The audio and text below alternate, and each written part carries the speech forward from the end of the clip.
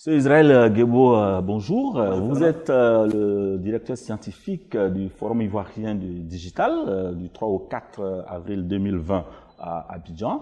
En quoi va consister véritablement votre rôle? Alors, mon rôle, c'est de structurer les thématiques qui vont être déroulées pendant ces 2 jours-là. C'est aussi de vérifier à ce que les personnes qui vont entretenir ces différentes thématiques soient invitées, donc faire une sorte de casting des personnes qui vont venir, mais aussi s'assurer que les différents thèmes et thématiques soient comprises via les différents TDR qui vont être envoyés, et donc la conception, la confection et la diffusion même du programme. Alors on est à un peu moins de 2 mois du forum, de la tenue de ce forum. Où vous en êtes concrètement au niveau donc justement de la définition des thématiques? Aujourd'hui, on a fini les grandes lignes de la thématique. Nous sommes en train de les insérer dans le programme. Je peux vous annoncer aujourd'hui que nous savons, par exemple, les différents thèmes que nous allons aborder, notamment la blockchain, la crypto-monnaie, les réseaux sociaux, la sécurité, la responsabilité, l'économie numérique et le digital. Donc, toutes ces thématiques vont être abordées. Il y aura également un espace réservé à tout ce qui touche les nouveaux métiers du web, l'enseignement professionnel et le digital. Donc ça, nous sommes en train de les structurer et voir maintenant qui on invite. Des personnes ont été déjà contactées, donc il faut juste confirmer ça et puis les mettre en route. Alors, quand vous dites personnes contactées, justement, quelles sont les personnes cibles, les structures cibles que vous visez, que vous souhaitez avoir à ce premier forum? Alors, c'est un forum ivoirien du digital, mais ce n'est pas un forum exclusivement dédié aux Ivoiriens. Donc, parmi les intervenants, bien entendu, nous aurons des Ivoiriens aussi bien au niveau du sommet de l'État que des techniciens, des experts, mais aussi des populations lambda. Que des personnes qui viennent de l'étranger, à l'international, qui ont une expertise, ont une expérience et une vue parfois panoramique sur des thématiques aussi bien vues de l'Europe ou des États-Unis d'Amérique que de l'Afrique. Alors on parle particulièrement de partenariat avec Facebook. Ça va correspondre à quoi? Ça signifie quoi? Qu'est-ce que vous attendez concrètement à ce niveau? Aujourd'hui, on sait ce qu'on attend de Facebook puisqu'on a bien avancé avec eux sur les discussions.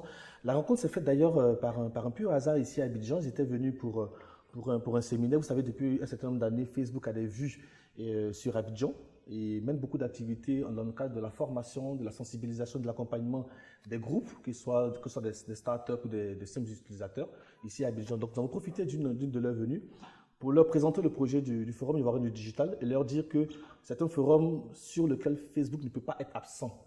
Ils ont saisi la balle au bon, ils ont été très intéressés et tout de suite ça a matché. Et nous avons eu quelques échanges, quelques réunions à distance. Et donc Facebook sera là. Facebook sera là d'abord pour nous accompagner en termes d'image. Vous savez que Facebook, c'est le réseau social le plus populaire dans le monde, mais aussi le plus populaire en Côte d'Ivoire. C'est quand même 5 millions d'utilisateurs de Facebook en Côte d'Ivoire. Et donc Facebook vient en apportant son image, mais également en apportant son expertise dans tout ce qui touche la sécurité, tout ce qui touche les usages des nouveaux médias, des réseaux sociaux, tout ce qui touche la sécurité, tout ce qui touche la responsabilité des utilisateurs. Facebook vient également pour animer des masterclass. Facebook vient également pour rencontrer les différents groupes, les différentes pages qui ont du succès ici en Côte d'Ivoire, pour finalement s'intégrer au débat, puisque on se rend bien compte qu'aujourd'hui, toutes les restrictions, toutes les lois qui visent les citoyens, les utilisateurs, à majorité sont faites sur Facebook. Donc finalement, il faut que Facebook dise son mot. Comment est-ce qu'on fait pour que ce qu'on écrit, d'abord on écrive bien, mais ce qu'on écrit ne soit pas pour nous, ne nous conduise pas en prison. Donc il faut qu'il s'intègre au débat. Donc on aura parfois sur un des panels le procureur de la République, Facebook, les usagers et puis d'autres personnes pour qu'il y ait ce débat-là. C'est important qu'on le pose. Alors, vous parlez de Facebook, il y a beaucoup de réseaux sociaux. Je pense même pas à Twitter, qui a également des utilisateurs en Côte d'Ivoire, mais il y a divers réseaux sociaux. Est-ce que vous, en tant que directeur scientifique du comité scientifique, vous intégrez tous ces réseaux sociaux pour ce forum? Alors, je l'avoue, nous avons fait une sélection totalement arbitraire. Simplement au regard des différents événements qu'il y a eu ces 2 dernières années en Côte d'Ivoire, le réseau social qui a causé beaucoup plus de problèmes, si je peux le mettre entre griffes, c'est bien Facebook. Quand vous regardez dans la classification en termes de quantité des réseaux sociaux d'utilisateurs, Facebook c'est 5 millions, Twitter c'est environ une centaine de mille d'utilisateurs, LinkedIn c'est environ 600 000 et puis Instagram c'est près de 800 000 utilisateurs. Donc quand on a ça dans la balance, le réseau social le plus utilisé, c'est vers lui qu'il faut justement aller pour qu'on puisse poser les débats.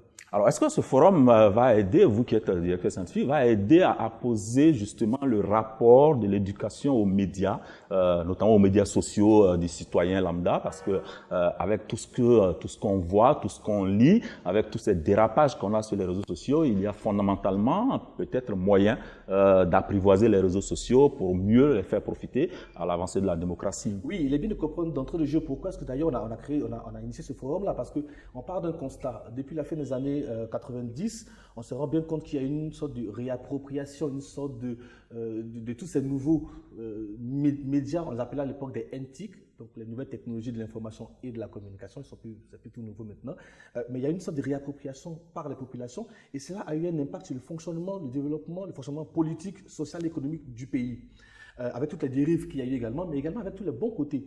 À un moment donné, il faut qu'on se pose pour regarder dans le rétroviseur ce qui a été fait, les avancées en termes d'infrastructure, en termes d'éducation, mais aussi voir quelle est la situation aujourd'hui et puis se projeter demain pour voir quels sont les défis et les enjeux qui nous attendent.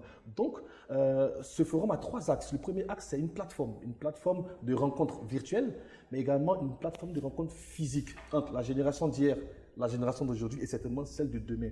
Deuxième axe, c'est un espace d'éducation aux médias de façon générale et aux réseaux sociaux. Et pour répondre à votre question, donc, oui, il y aura des thématiques de sensibilisation, de formation, des thématiques d'accompagnement et on pourra répondre sur des questions techniques, mais aussi des questions éditoriales. Donc, ça concernera aussi bien l'usager de tous les jours qui écrit sur Facebook, sur les autres réseaux sociaux, mais également le journaliste, le professionnel des médias qui utilise maintenant les nouveaux médias comme source de recherche de l'information, mais également de diffusion de l'information. Et puis, troisième axe, c'est l'axe de la sensibilisation, parce que nous sommes obligés aujourd'hui de dire aux personnes qui utilisent ces nouveaux médias-là que en cliquant sur publier, vous pouvez détruire tout un pays, vous pouvez détruire toute une génération, vous pouvez détruire votre propre vie ou détruire votre propre famille. L'idée n'est pas de les complexer. Non, du tout. Au contraire, l'idée est de mieux les respecter. Vous savez, nous, je suis assez jeune, mais on appartient quand même à la génération de l'écran. Lorsqu'on allait au cybercafé, on se rendait bien compte qu'en cliquant sur un écran, il y a des millions de personnes derrière. Aujourd'hui, on se connecte aux réseaux sociaux, même qu'on n'est pas connecté à Internet. Donc, celui qui envoie un SMS, il a l'impression qu'il écrit à son voisin, mais en réalité, c'est des millions de personnes qui le lisent. Les populations ont besoin de comprendre qu'en écrivant sur un petit téléphone comme ça, l'impact peut être démultiplié pour des millions et des milliers de personnes. Quand quelqu'un ne sait pas comment ça fonctionne et qu'on lui donne quelque chose de la main, il en fait sa propriété selon sa conception de la chose. Donc cette sensibilisation, non pas pour les complexer, pour leur expliquer et puis pour que finalement ça serve à tout le monde et qu'il y ait de moins en moins de restrictions sur l'usage de ces nouveaux médias-là. Merci, Monsieur Israël Djebo. Vous êtes responsable, président du comité scientifique du Forum ivoirien du digital qui se tiendra à Abidjan du 3 au 4 avril 2020. C'est moi qui vous remercie. Merci beaucoup.